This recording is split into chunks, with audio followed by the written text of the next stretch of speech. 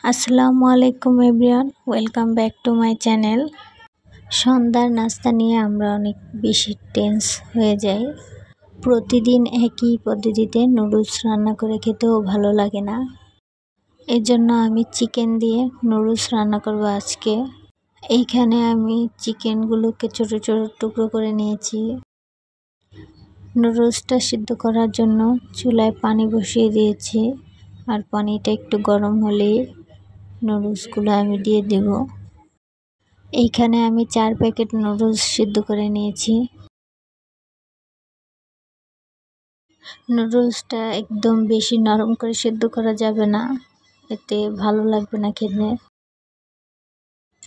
আমার নুডলস সিদ্ধ করা হয়ে গেছে, এটাকে আমি ছেঁকে নিয়েছি একটা ছাঁকনির সাহায্যে। কড়াইতে পরিমাণ মতো তেল দিয়ে দিয়েছি।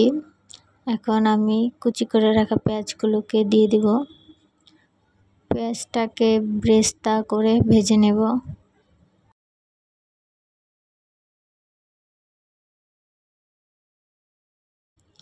পেঁয়াজটা ভাজা হয়ে গেছে, এখন আমি মুরগির মাংসগুলো দিয়ে দিব।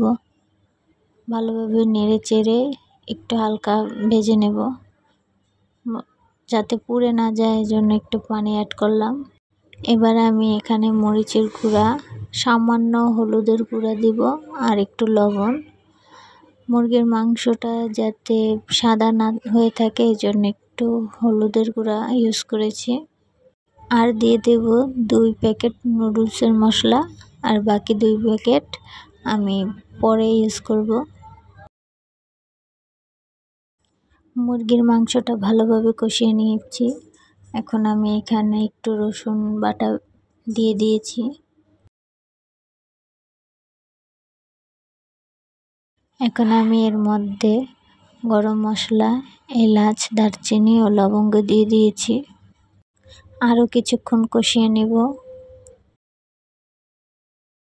এখন আমি 2 চামচের মতো সয়া সস অ্যাড করলাম, এরপর টমেটো সস অ্যাড করলাম।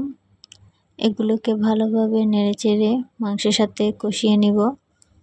মশলাটা ভালোভাবে কষিয়ে নিব যতক্ষণ না পর্যন্ত এর ভেতর থেকে তেল বের হয়।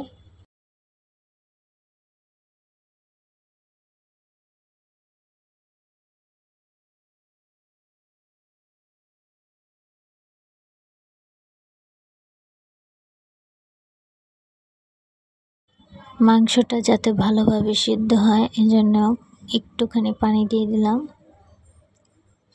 এবার আমি এটাকে নেড়ে চেড়ে ঢাকনা দিয়ে ঢেকে দেব 5 মিনিটের মতন।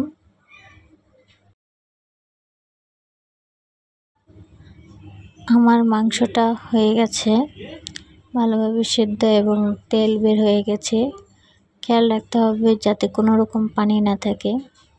এই পর্যায়ে আমি সিদ্ধ করা নুডলসগুলোকে অ্যাড করে দিলাম। এগুলোকে ভালোভাবে মিক্স করে নিব মাংসের সাথে।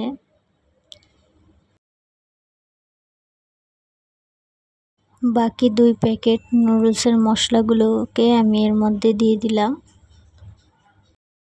নুডলসটাকে ভালোভাবে নেড়েচেড়ে মাংসের সাথে মিক্স করে নিব, যাতে কোথাও দলা বেঁধে না থাকে।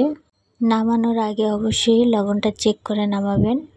আর আমার নুডলসটা একদম ঝরঝরে হয়েছে। বাড়িতে এভাবেই চিকেন দিয়ে নুডলস রান্না করে ট্রাই করতে পারেন। আসলেই অসাধারণ একটা রেসিপি, আপনাদের ভালো লাগবে সবার।